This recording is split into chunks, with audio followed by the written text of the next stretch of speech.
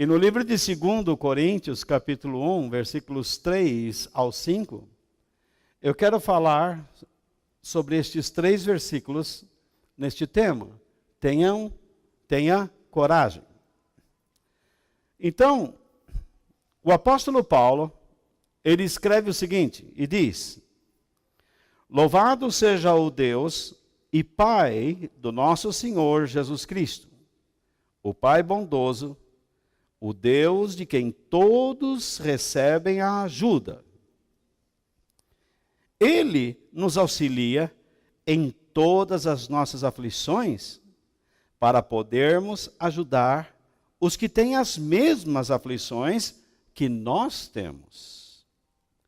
E nós damos aos outros a mesma ajuda que recebemos de Deus.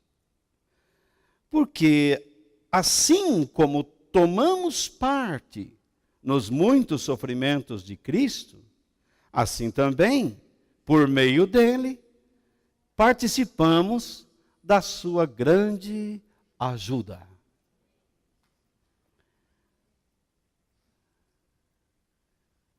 Esse texto fala de encorajamento. Esse texto fala de Deus estar nos ajudando a termos coragem. Quando a vida se torna exaustiva, quando nós estamos lutando contra os nossos erros, quando os membros de nossas famílias não vivem próximos a Deus e nos criam problemas, quando as nossas contas, quando nós estamos com dificuldades de pagar nossas contas, quando a escola é difícil, a vida de um paulistano não é fácil, você tem que estudar no trem, estudar no ônibus, você se agarra ao ferro, e com o livro aqui tenta ler, ou então coloca o fone de ouvido, alguns até leem, gravam, e depois em MP3 vão escutando. Enfim, quando o trabalho é cansativo, quando a saúde começa a dar umas falhadas, quando os entes queridos que você ama se sentem feridos, quando o futuro é incerto, quando nós perdemos um bom amigo, aquele que é o nosso braço direito, é fácil ficar desencorajado. O desânimo é um ladrão. Ele rouba a nossa vitalidade, o nosso zelo. O desânimo acaba com a nossa paz e também com a nossa alegria. O desânimo, além disso, ele gera em nós cansaço mental, fadiga, né? Desesperança. Ele rouba da gente aquela esperança viva. Gera desespero, autopiedade, depressão. Gera dúvidas e nos conduz à amargura. Às vezes o desânimo é tão forte que ele é o maior incentivador para que alguém tire a sua própria vida. Quando uma pessoa está desencorajada, desanimada, e se ela não supera isso rapidamente, você começará a ouvir dos lábios desta pessoa dizendo: não vale a pena viver. São palavras que já denotam o quê? A desistência pela vida. E você pensa que desânimo é só para pobre? Não. Desânimo é para pobre, para a classe média, para a média baixa, média média, média alta e para a alta sociedade. O desânimo atinge todo mundo. Às vezes nós olhamos uma pessoa bem-sucedida na vida, desanimada, e dizemos, por que você está desanimado? Você tem tudo o que quer. Não é assim. Todos nós temos objetivos dentro das nossas limitações. E se você não os alcança, e se você se decepciona com algo, aquilo gera dentro de você essas coisas que eu acabei de falar. Fadiga, cansaço mental, desesperança, desespero. Aí você se conduz à autopiedade, coitadinho de mim, aquele masoquismo. E então você se vê debaixo da depressão. E a depressão gera dúvidas enormes na sua cabeça.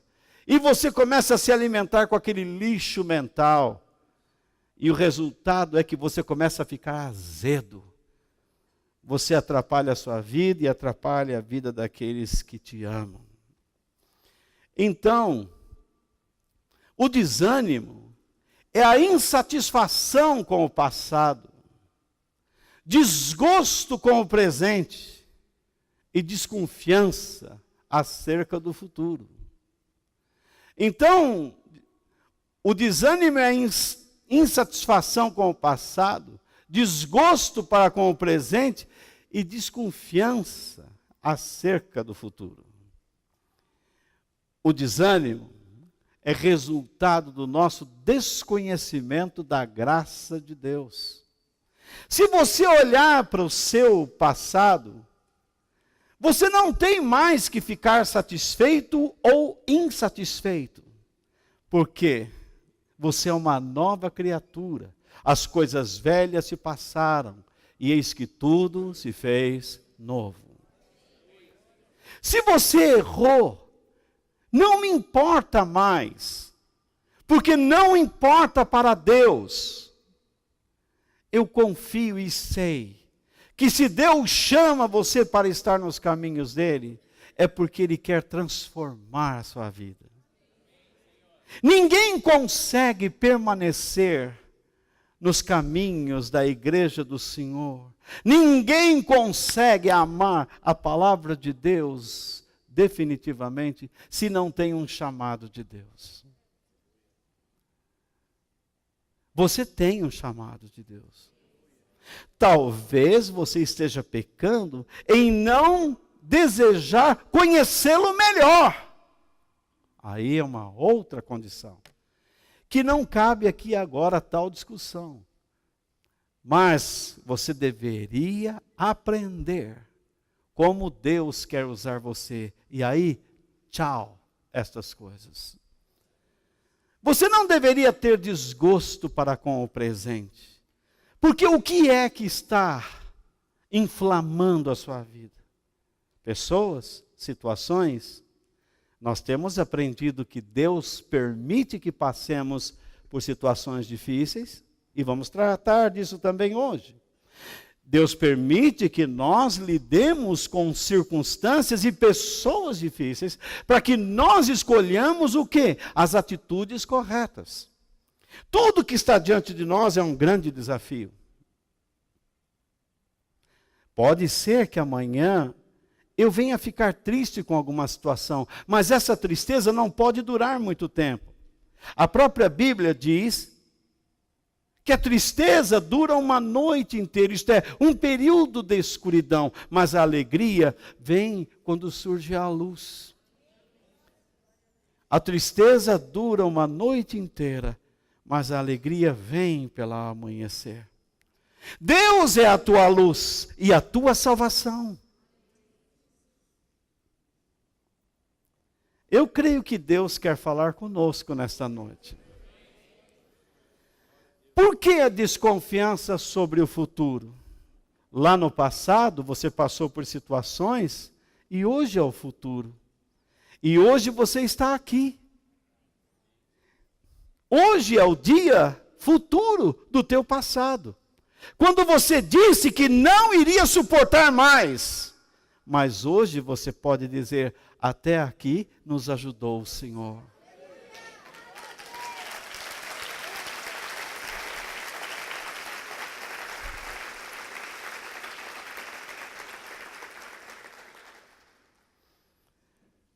Então, se nós desconsideramos estas colocações, nós queremos voluntariamente ignorarmos o conhecimento da graça de Deus. O desânimo só pode prevalecer na vida de quem desconhece verdadeiramente a graça de Deus.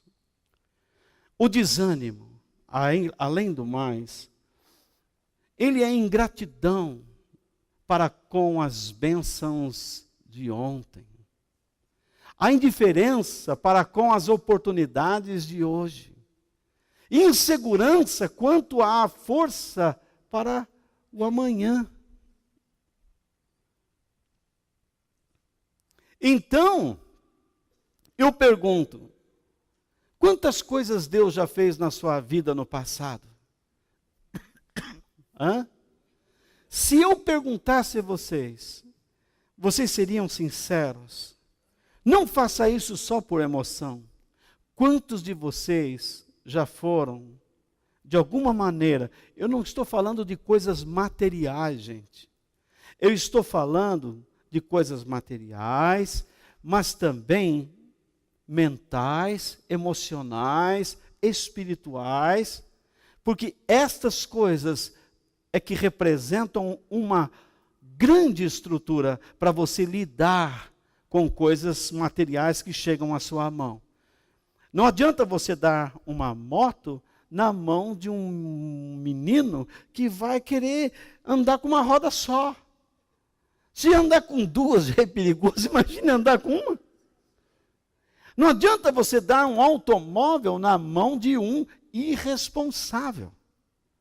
Ele sai matando pessoas, ele sai correndo o risco de acabar com a sua própria vida. Se você já foi abençoado, esqueça as lutas que você passou, porque isso vai até o fim da vida, viu? Eu só quero que você me diga, se você realmente já foi abençoado por Deus, eu quero que você levante a mão bem alto e louve a Deus.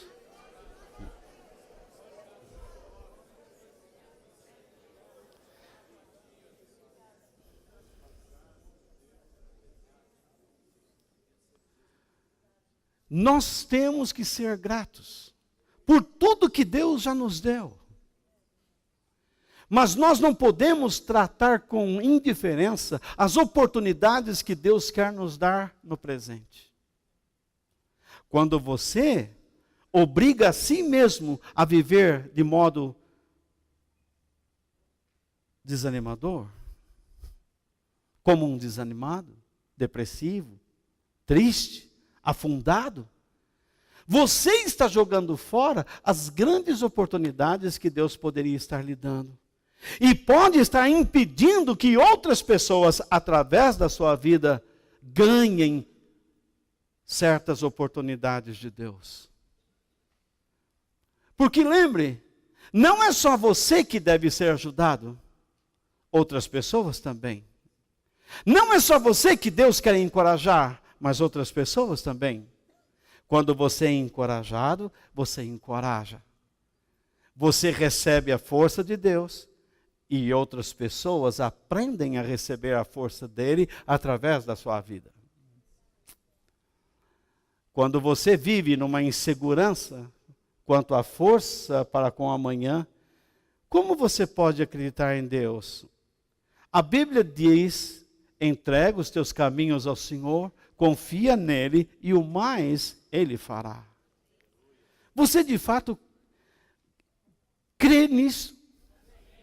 Você deseja crer nisso? Você quer que esta palavra entre no seu coração? Declare a Deus agora: Senhor, eu ponho nas tuas mãos a minha vida. Declare isso com todo o seu coração.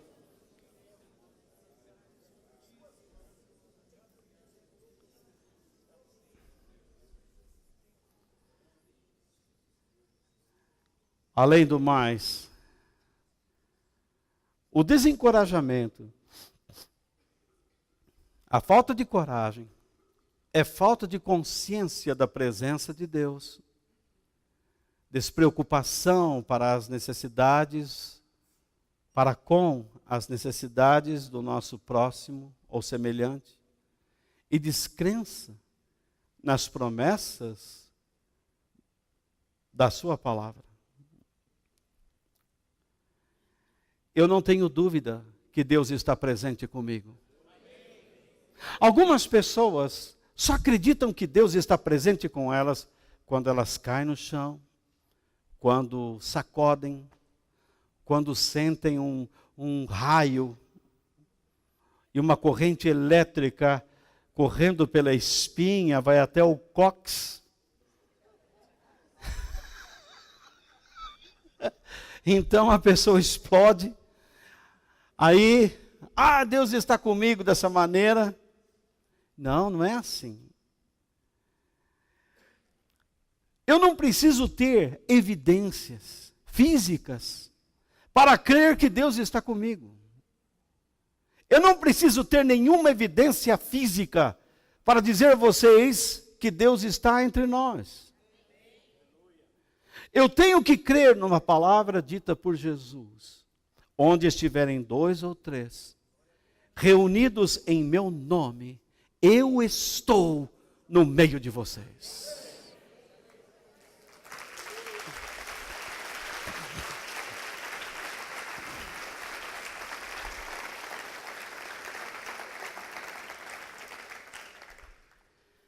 Portanto, quando nós vivemos apenas para nós mesmos, e esquecemos o nosso semelhante, a probabilidade de sermos pessoas sem coragem é muito maior.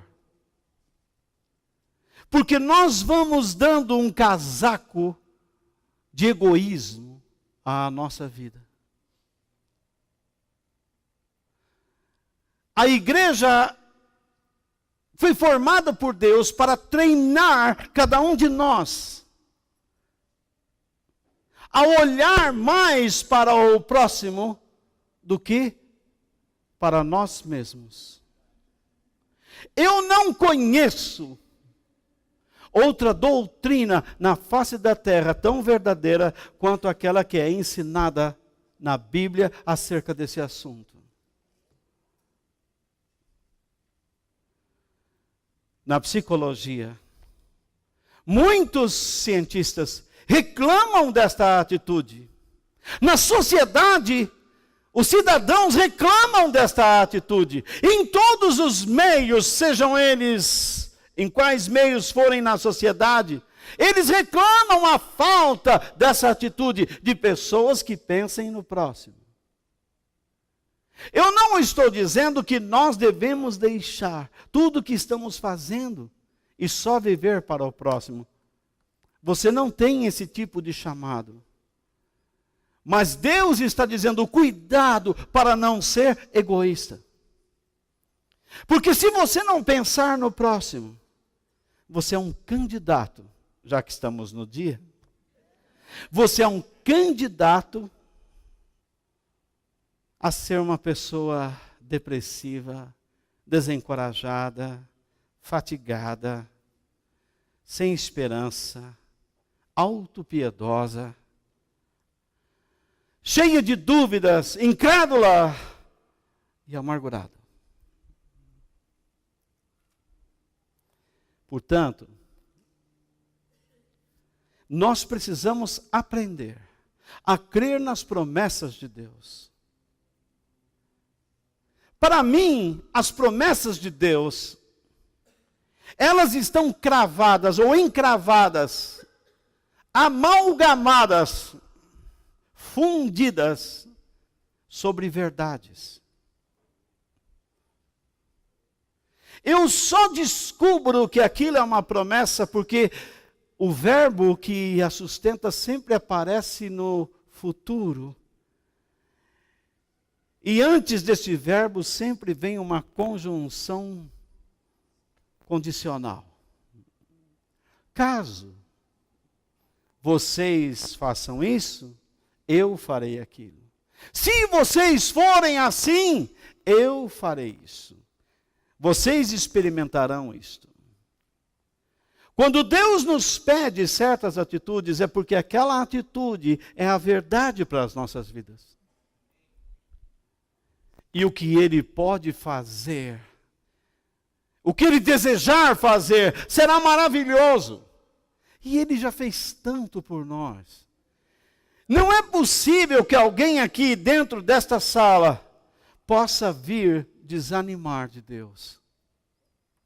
Porque todos vocês já experimentaram a sua mão, o seu poder e a sua graça. Nenhum de nós escapa dessa experiência. Deus já trabalhou na sua vida através de Jesus Cristo. E o Espírito Santo está trabalhando em você a cada instante, e você percebe isso.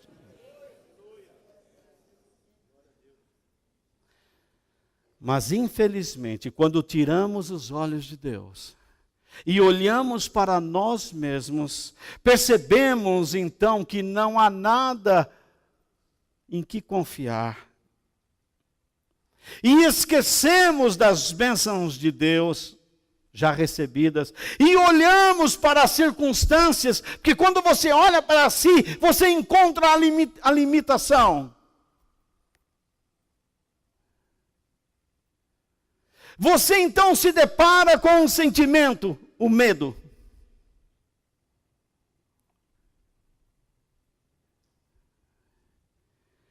E o medo faz com que você olhe para a situação com desânimo. Porque esse desânimo começa neste ponto. Quando você está olhando demais para si, esquece as bênçãos de Deus e olha para as circunstâncias com medo. E é justamente nestes momentos que nós precisamos ser encorajados. É neste momento que nós precisamos receber ajuda. Uma ajuda que não é um tapinha nas costas, mas é alguma coisa que nos conduza primeiro à paz, a um acordo com Deus, a relatarmos nossa comunhão com Deus. A reatarmos nossa comunhão com Deus. A reconhecê-lo, para que este encorajamento nos conduza novamente à esperança, porque uma vez que você se reata com Deus, a esperança volta ao seu coração. Mas esta comunhão e esta esperança tem que ser enraizada sobre a vida de Jesus, e você não consegue fazer isto sem conhecimento e fé. Ninguém consegue viver a vida cristã só recebendo orações de pessoas por telefone ou igrejas. Isso é um absurdo. Eu chamo isso de fé vadia.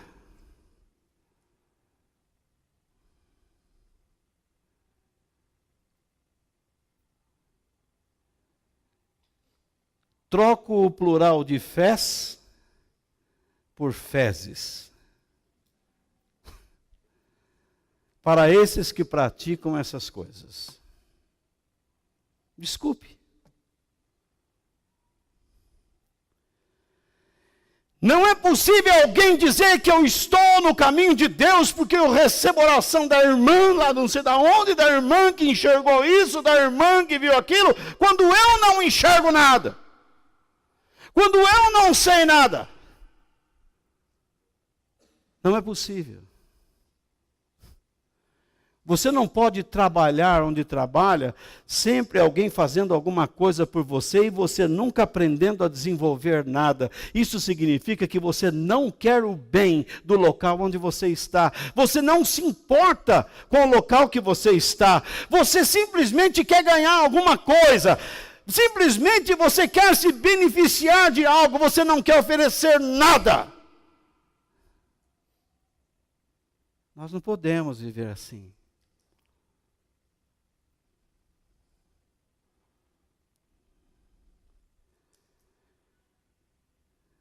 Deus sempre tem preocupação e grande compaixão por nós. E nós temos aprendido que mantendo os olhos em Jesus Cristo é a melhor maneira de sermos encorajados. Eu estou falando para você que crê em Deus.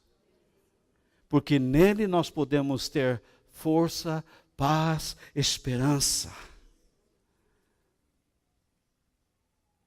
Estarmos em Cristo e nas suas palavras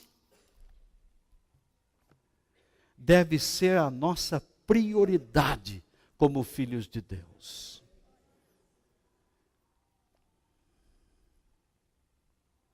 Então, tenha coragem, por causa da misericórdia divina. Não é isso que ele diz no verso 3 aqui, do texto que lemos? Louvados, vamos ler? Vamos todo mundo junto? Atenção. 1, 2. Então, vamos todos juntos? Louvado seja o Deus e Pai do nosso Senhor Jesus Cristo.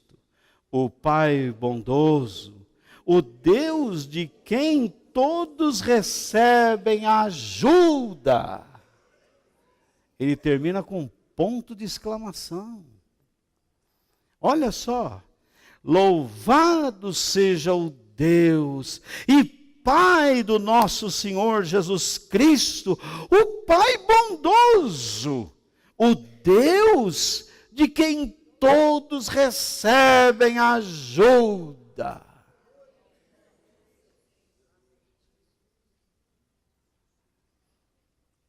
Pai bondoso significa cheio de compaixão, misericórdia. E estas palavras aparecem em versões mais antigas. Mas ele é misericordioso principalmente para aqueles que se achegam a ele, que se aproximam dele. Para a humanidade, a misericórdia de Deus é o seu chamado. Deus está castigando esta cidade e esta cidade não vê. Daqui a um mês, nós não teremos água.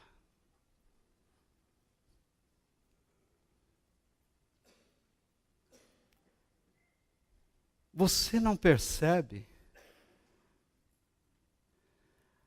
Mas o mundo é um desenvolvimento de bilhões de anos. As bactérias que estavam há bilhões de anos atrás, por acaso elas estão aqui ainda? Estão.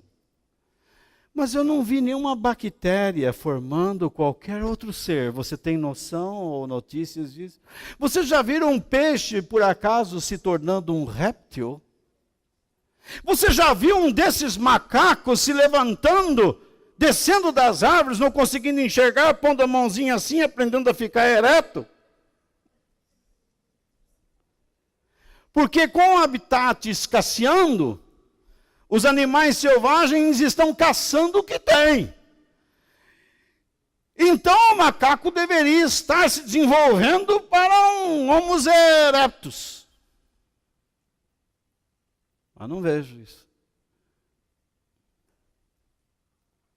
Eu não vejo também nenhum passarinho se transformando num dinossauro. Num pterodáctilos, por exemplo, com a envergadura de 6 metros. Não digo que estes seres não existiram. Eu estou dizendo que eu não estou vendo isso. Porque Deus criou cada espécie para produzir sua espécie. Isso não é produto de evolução coisíssima nenhuma. Você é filho de Deus, criado à imagem e semelhança de Deus, para refletir a Deus e ser objeto do amor de Deus.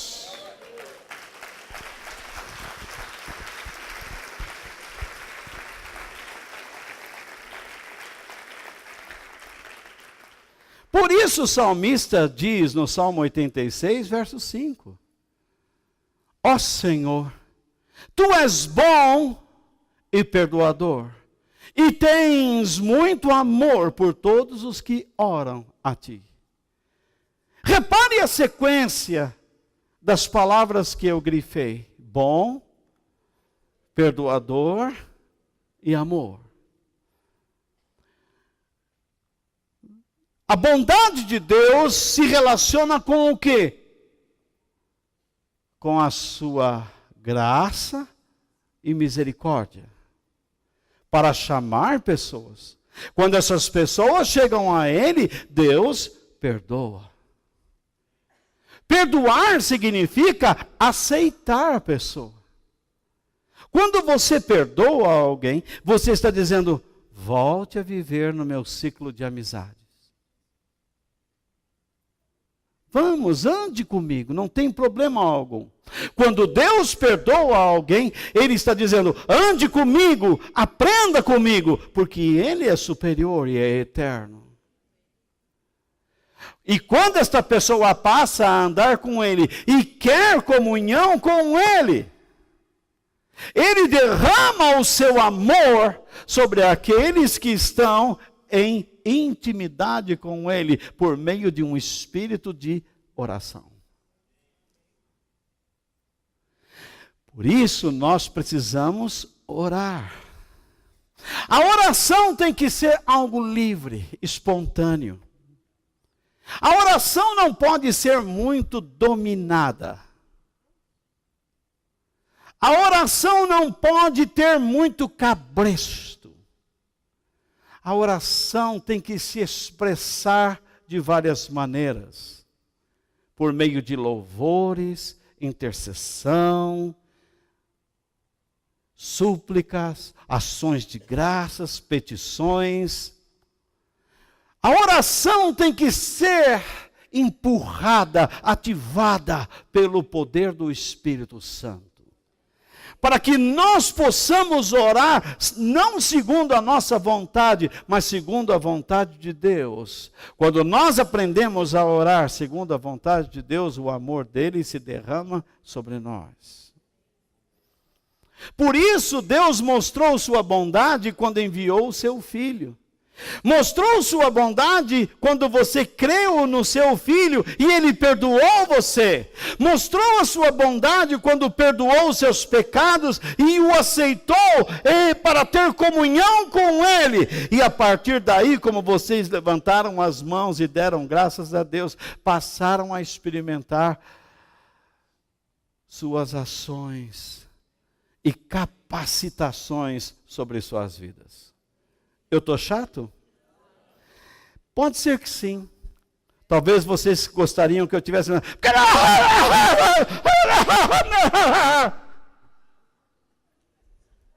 Talvez vocês ririam, mas eu não quero que vocês riam. Eu quero que vocês pensem.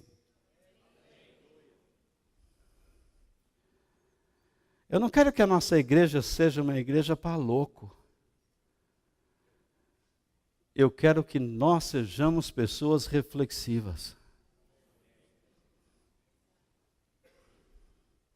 Além do mais, o amor de Deus se reflete, se manifesta, quando Ele enviou de si mesmo, do seu próprio Espírito, para habitar em nós, para ser o nosso auxiliador. E Jesus disse algo sobre isso. Antes dele deixar a terra, ele disse: mas o auxiliador, O Espírito Santo, que o Pai vai enviar em meu nome, ensinará a vocês todas as coisas e fará com que lembrem de tudo que eu disse a vocês. Aquele que dá ajuda, chama-se auxiliador. Ou aquele que se chama auxiliador é aquele que dá ajuda. Ele é o nosso ajudador. Mas volta, essa ajuda vem de que forma?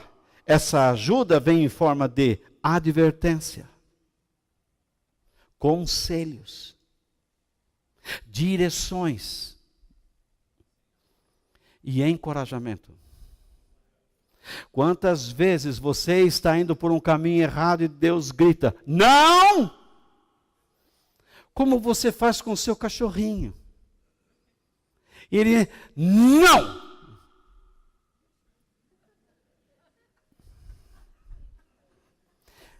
Mas ele sabe que nunca você deixará de amá-lo.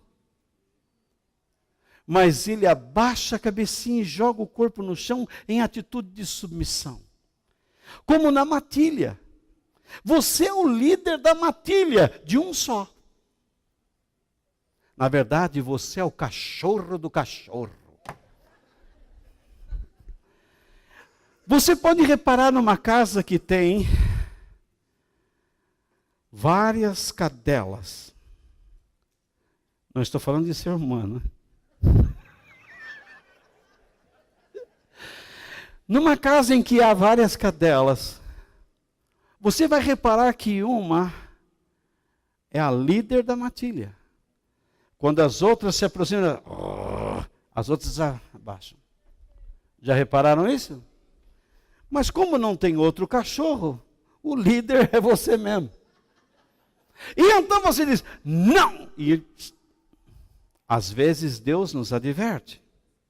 E essa é uma forma de nos auxiliar. Mas não adianta apenas advertir sem aconselhar. E conselho sempre nos dá direção. E quando temos direção, encontramos o quê? Encorajamento. Pessoas desencorajadas são pessoas sem direção, porque não recebem conselhos e não aceitam advertências. Além do mais, quando Deus nos adverte, nos aconselha, nos dá direção e encorajamento, isso tudo são coisas que são aplicadas ou aplicáveis em cada situação da vida. Você pega uma verdade que Jesus usou para uma situação e você vai perceber que aquele princípio serve para outros. Por exemplo, ele diz assim, venham a mim vocês que estão cansados. Ele falou para pessoas que estavam cansadas da religião, mas o princípio serve para aqueles que estão cansados de si mesmos, cansados da vida, cansados de pessoas. O princípio, como tudo ocorre, como ele corre, como ele anda, serve para essas pessoas também, porque ele diz, aprendam de mim, que entrego todos os meus direitos ao Pai. O que adianta você ficar lutando com uma pessoa que não gosta de você? O que adianta você ficar lutando com uma circunstância que se levantou contra você? Em frente!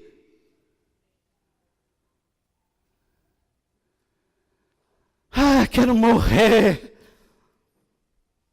Isso não é atitude, você tem que enfrentar. Tenha coragem por causa da misericórdia e ajuda de Deus. O Espírito Santo que está em você fará com que você se lembre de verdades que Jesus falou. Mas como você se lembrará se você não lê a Bíblia, não estuda a Bíblia, não medita na Bíblia, não ouve mensagens?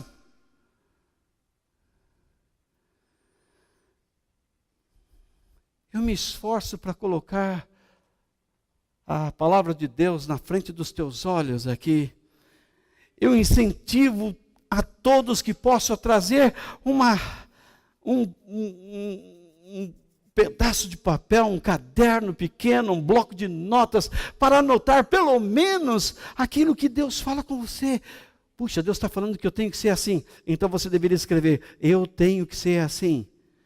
Você vai anotando as referências dos versículos, você vai anotando aquilo que Deus fala, e você vai escrevendo o que Deus quer da sua vida.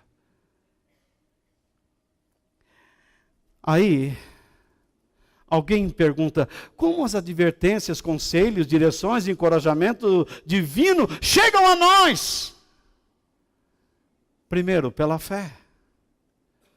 Nós precisamos acreditar e agir sobre o que Deus diz. Ou seja, nós precisamos confiar nele e recebermos a sua ajuda do modo como ele nos fornece. Você não pode ensinar Deus. Você não pode simplesmente ficar indo atrás de pessoas dizendo assim, Deus me tira dessa situação. Quando o Senhor vai cumprir o que o Senhor prometeu? Deus prometeu dar uma terra aos israelitas, que a viagem duraria mais ou menos uns 10, 15 dias, mas durou 40 anos. Você pode estar dizendo assim, não, eu quero o que Deus me dá amanhã, senão eu mudo de igreja. A igreja é dele. O que é que vai... Olha a cabeça das pessoas. Você está pensando que a igreja é terreiro de macumba? Onde o pastor é pai de santo? Que um tem mais fogo que o outro? Eita! A coisa não é assim não, meu. Nós estamos debaixo de um Deus. Que adianta você sair daqui para lá? Você continua debaixo dele. Não resolve nada. O que eu tenho que procurar é onde eu posso aprender mais dele. Mas quem comanda a minha vida é ele. Não é um pastor que diz, não, se vier aqui vai acontecer, se for lá não vai. Bobeira. Se a tua vida está debaixo de Deus, ele está no comando. Vocês nunca leram, Senhor, como que eu posso fugir do teu espírito? Se eu for lá no fundo do mar, o Senhor está lá. Eu vou mudar um pouco. Se eu for em Alfa Centauro, o Senhor está lá. Se eu for em Andrômeda, na galáxia da Andrômeda, o Senhor está lá. Se eu pegar Star Trek e entrar por uma dobra do universo, o Senhor está lá. Não tem como escapar. E você acha que indo aqui ou indo ali você vai alcançar alguma coisa? Se a sua vida está realmente debaixo de Deus, trate de ser obediente. A nossa ignorância é muito grande. Precisamos ter fé. Como que essas coisas chegam? Através de outros. Deus usa o seu povo para nos confortar, nos encorajar. Quando temos um problema, o Senhor envia sempre alguém com uma palavra de encorajamento, uma mão amiga, ou um ombro confiável para chorarmos e recuperarmos as forças. Deus nunca nos deixa sozinhos. Ele sempre levanta alguém para ser nosso amigo. Às vezes, pessoas que nem imaginamos, Deus levanta e coloca do seu lado com palavras eternas. E onde você pode desabar naquele coração. Você não tem ninguém para chorar. Nem na sua casa você encontra um canto, mas de repente Deus coloca na sua vida alguém. Sobre esta pessoa você se derrama e chora, e esta pessoa te entende, te ama, ora por você, te repreende, te adverte, te aconselha, te dirige pelos princípios da graça e da glória de Deus.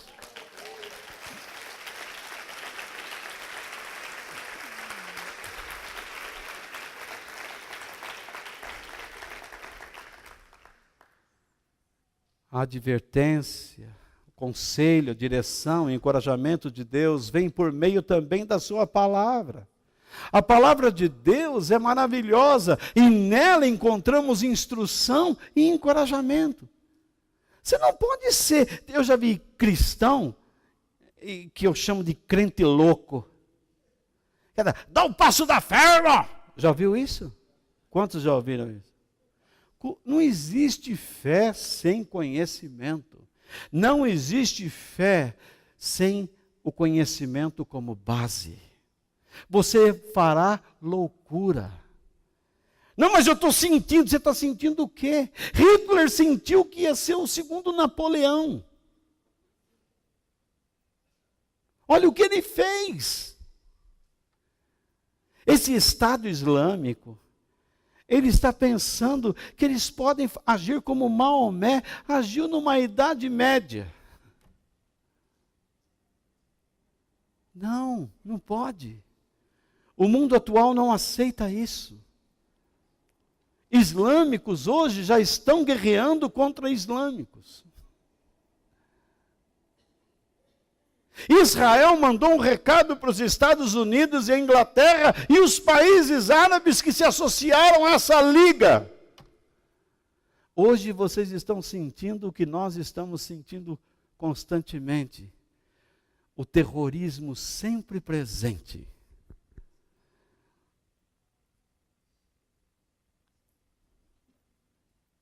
E a nossa querida presidente vai na ONU e discursa quase em favor dessa gente, do terrorismo. Jesus amado, dona Dilma, vá descansar. Se possível, em paz. Então,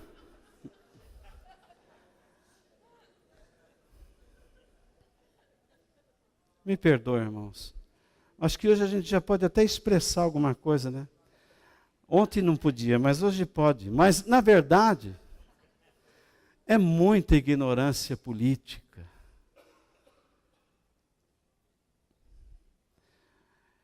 Essas coisas vêm pelo Espírito Santo. Ele é o nosso auxiliador, o ajudador, e habita em nós.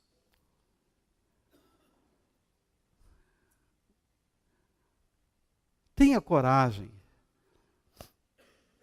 Porque Deus está com você em todas as aflições. O versículo 4 diz o quê? Ele nos auxilia em todas as nossas aflições, para podermos ajudar os que têm as mesmas aflições que nós temos. E nós damos aos outros a mesma ajuda que recebemos de Deus.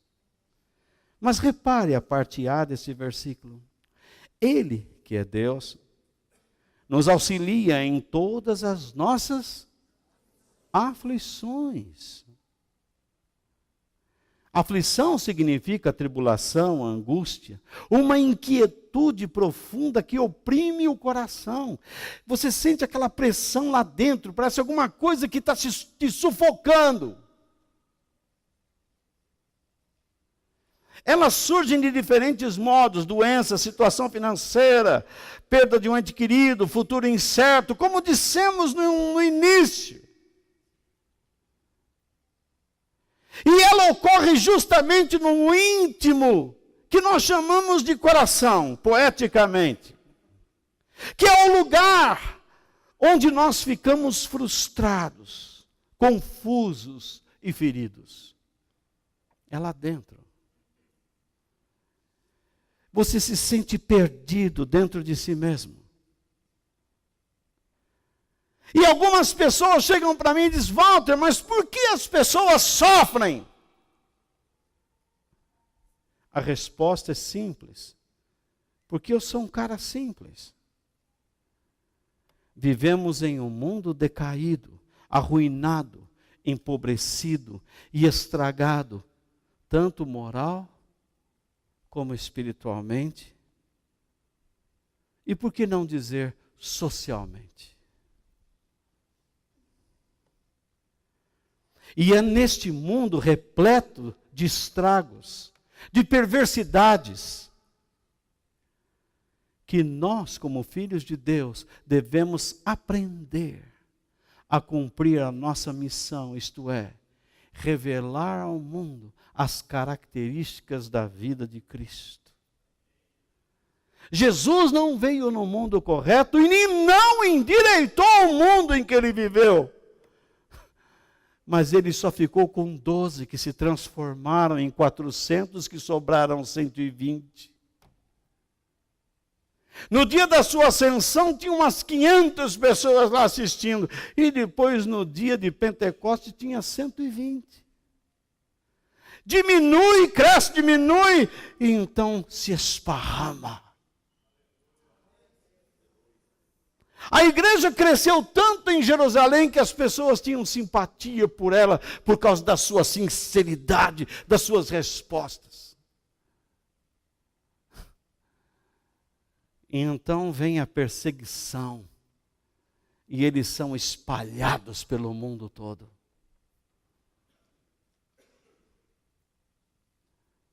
Por isso, Tiago diz: meus irmãos, sintam-se felizes quando passarem por todo tipo de aflições, pois vocês sabem que, quando a sua fé vence essas provações, ela produz algo: perseverança.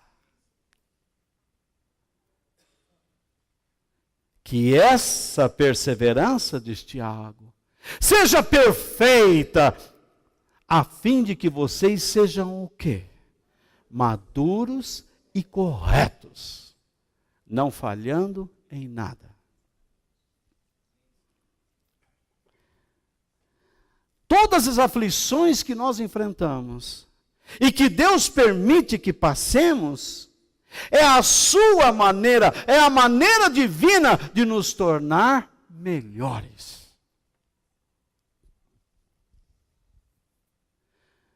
De que modo eu devo enfrentar as situações críticas, Walter? Como experiências para o fortalecimento da sua fé, da sua espiritualidade e do seu caráter. Nós precisamos estar cientes de que Deus está cuidando de nós. Mas será que nós estamos cuidando de nós mesmos na altura em que Deus cuida?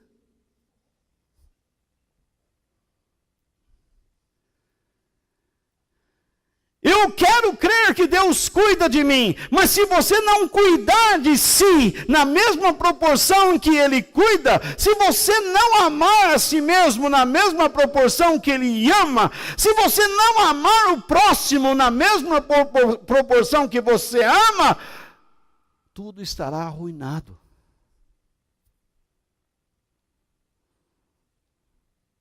Se na primeira situação você chutar o mundo para cima, não é isso que Deus faz. Deus diz: vocês são tão importantes para mim, que certa vez Jesus disse o seguinte, que nós valemos mais do que os passarinhos. Eu falei: querem ler? De que modo nós deveríamos enfrentar então as aflições? Como experiências para o fortalecimento da nossa fé, através do conforto e da misericórdia de Jesus Cristo, nosso Senhor. E ele disse que valemos mais do que os passarinhos, quando disse em Mateus: por acaso não é verdade que 2 passarinhos são vendidos por algumas moedinhas? Porém, nenhum deles cai no chão se o Pai de vocês não deixar que isto aconteça. Quanto a vocês, até os fios dos seus cabelos estão todos contados. Portanto, não tenham medo. Não tenham medo, pois vocês valem mais do que muitos passarinhos.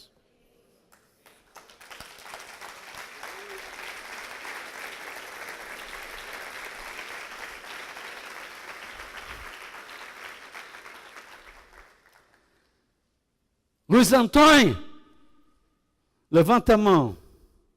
Seus cabelos estão coitados. Jesus fala assim do Luiz Antônio, é fácil contar. César, levanta a mão, César. É fácil contar seus cabelos. Carlão, levanta a mão, Carlão. Como é fácil contar essa cabeça.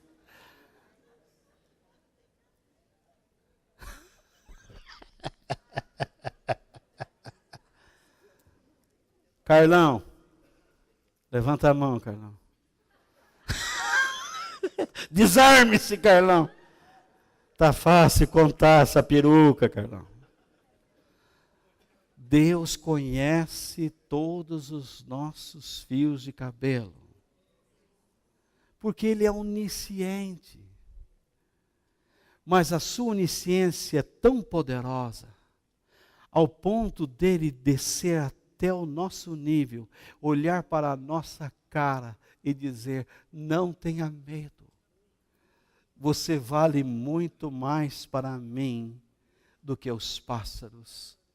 Eu não criei vocês para os pássaros, eu criei os pássaros para vocês.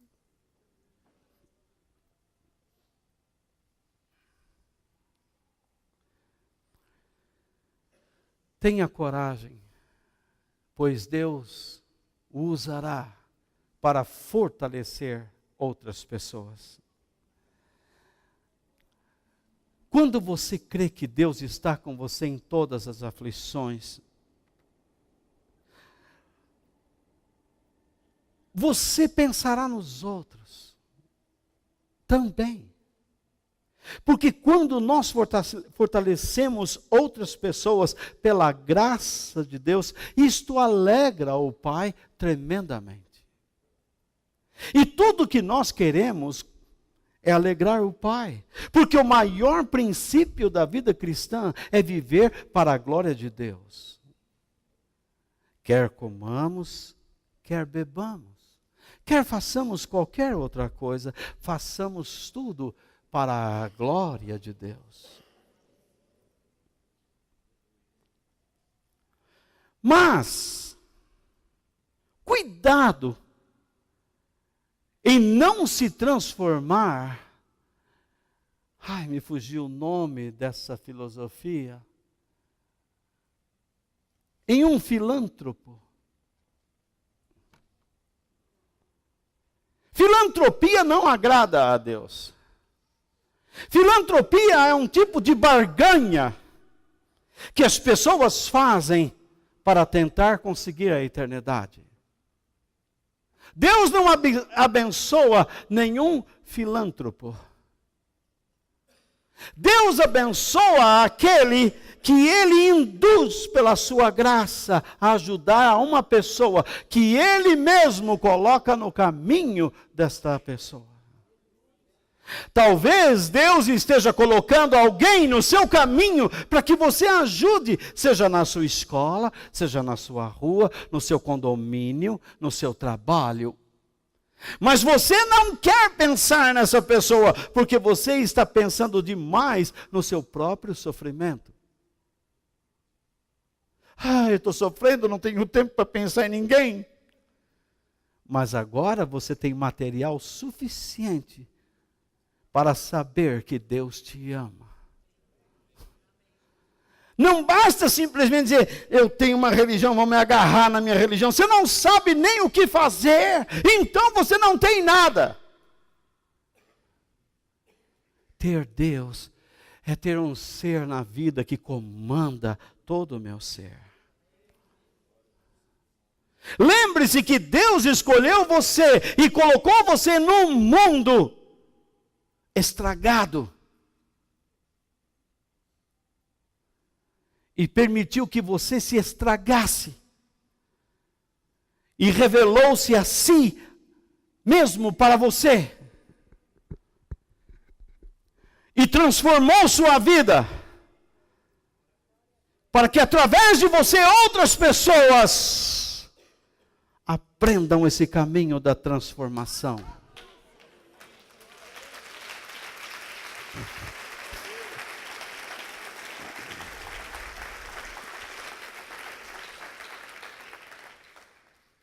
Pensem comigo, por que será que faróis são construídos naqueles penhascos?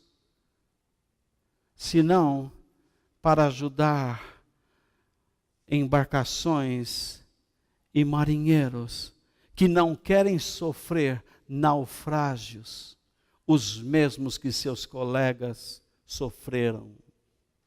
Eles não querem passar pela mesma experiência. Mas alguém que passou pela experiência do naufrágio, alguém que passou pela experiência de perder colegas nas águas salgadas, teve a ideia de construir um farol. Cuidado!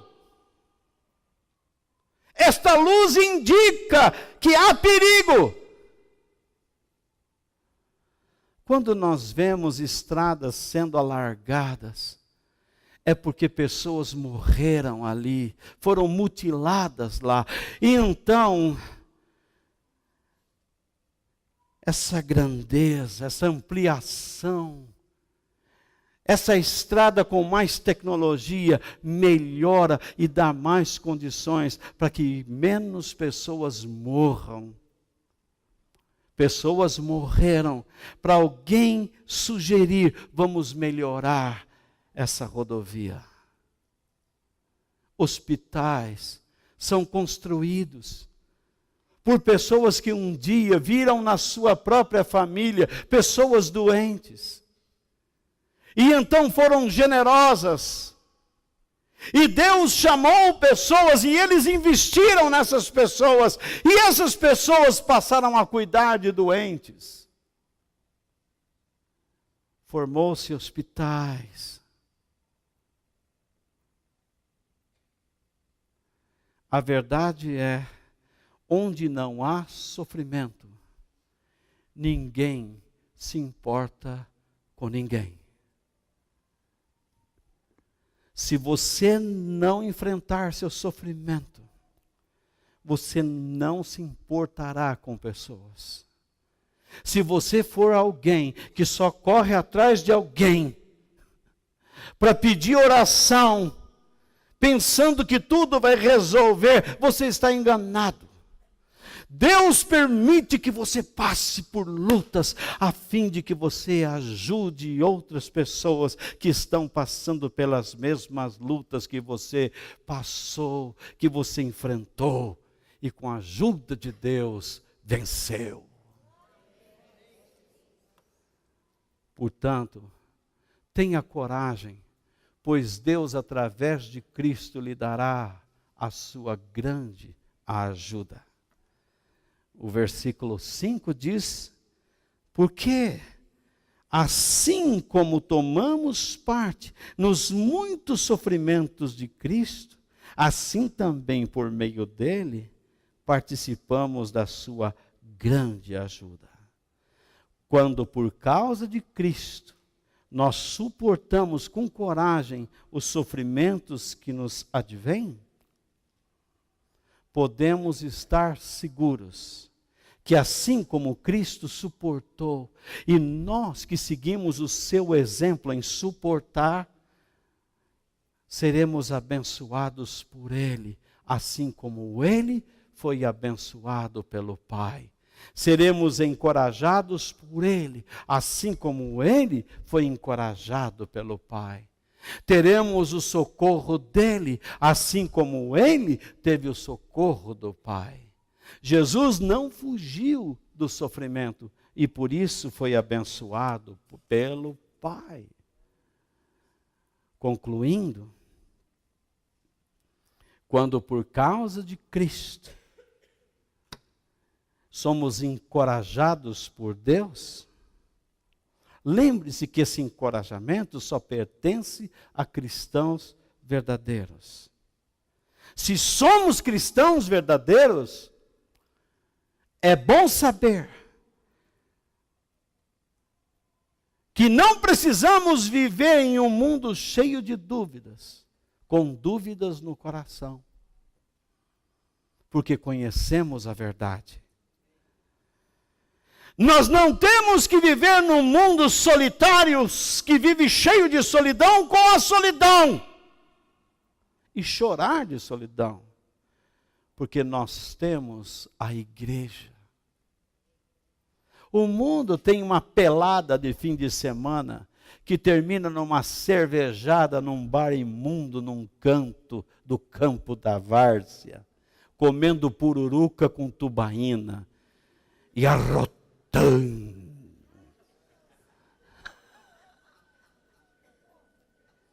Quando não termina em briga, aí chega na sede do time e diz assim: o pau esquentou hoje, esquentou, mas você não ajudou. Como não ajudei? Estava lá, não estava. Aí a briga continua lá. Já vi isso acontecer tanto. Uma vez o pau quebrou, lá no campo do União dos Operários, lá perto da Vila Maria, e eu saí correndo pela marginal de chuteira até o Largo Tito.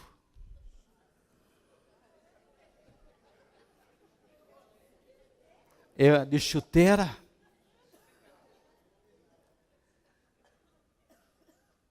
O pau queimando e brigando e tiro, dando tiro, o pessoal quebrando tudo. O homem falou: você, moleque, sai daqui, vá para cá, sai correndo. E eu fui obedecer.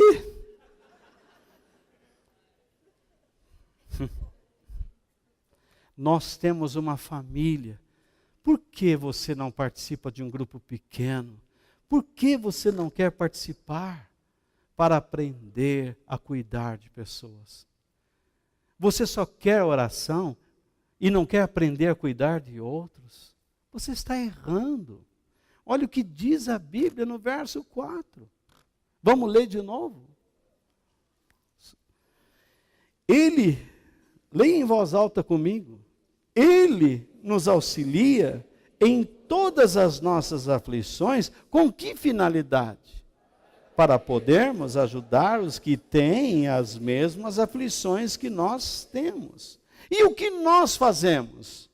E nós damos aos outros a mesma ajuda que recebemos de Deus.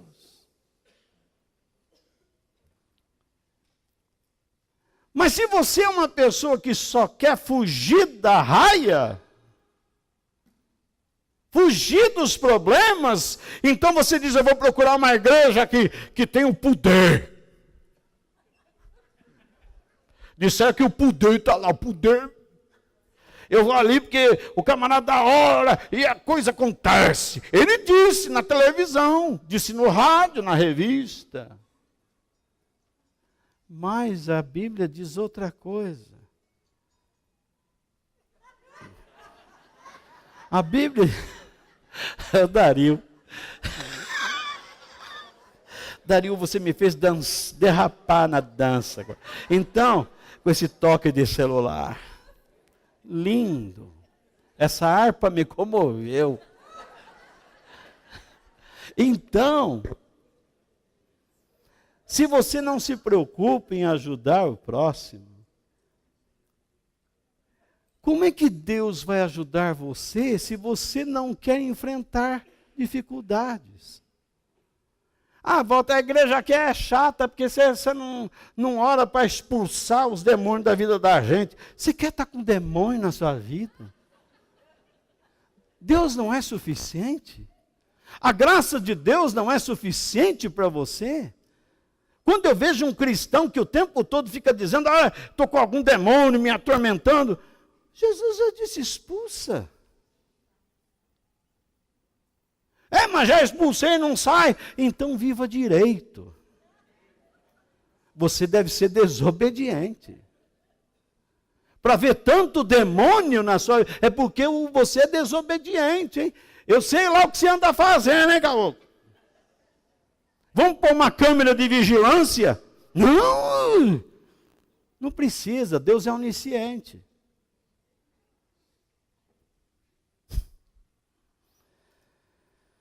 Se você não quer passar por lutas, como é que Deus vai fortalecer você? Enfim, nós temos a palavra de Deus para nos ensinar e a habitação do Espírito Santo que aquece a nossa alma.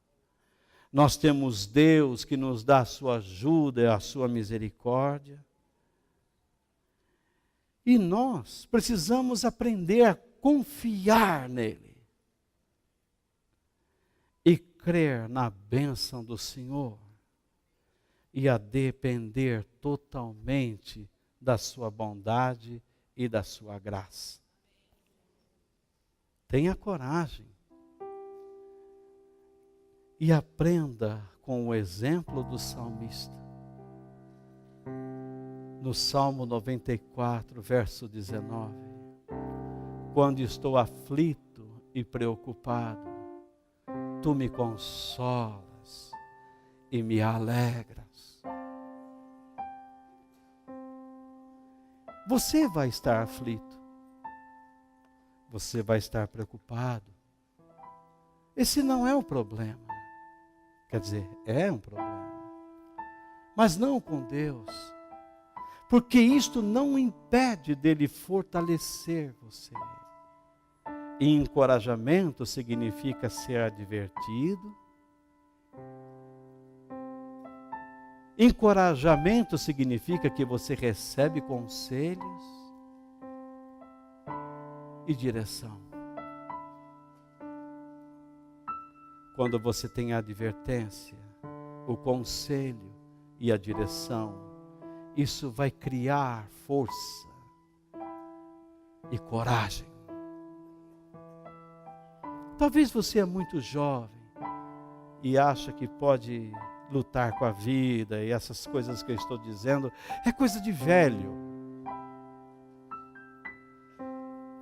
Mas a gente que já teve 15, 16, 20 anos, lembra bem como nós achávamos que podíamos enfrentar tudo com a nossa força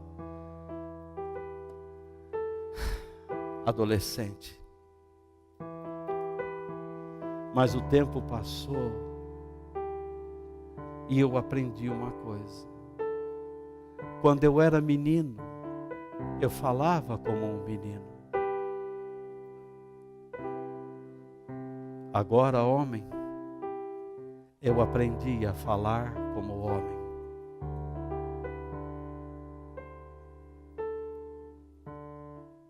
O tempo vai passando na sua vida. Quanto mais cedo você puder amadurecer e ser sábio, melhor para você. Se você está debaixo de desencorajamento, saia dele o quanto antes. Aprenda que na igreja você aprenderá a ser melhor. Porque Deus traz você para a igreja a fim de que você aprenda a ajudar pessoas como Jesus fez. Você não foi chamado só para frequentar, mas para ajudar. Vamos ter paciência com aqueles que estão chegando e aprendendo. Ninguém aprende de uma hora para outra. Mas vocês mais velhos deveriam já estar ensinando as crianças. Deveriam estar, pelo conhecimento que supostamente possuem, ajudando aos mais novos. Se não estão, se esforcem mais. Se esforcem mais. Porque isso agradará a Deus. Será uma bênção para você. E a graça e a misericórdia para os outros. Que Deus nos abençoe.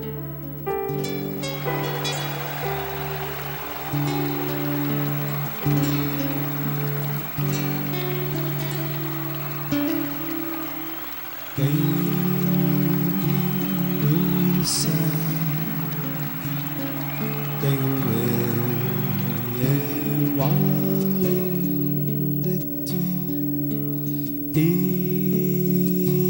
na terra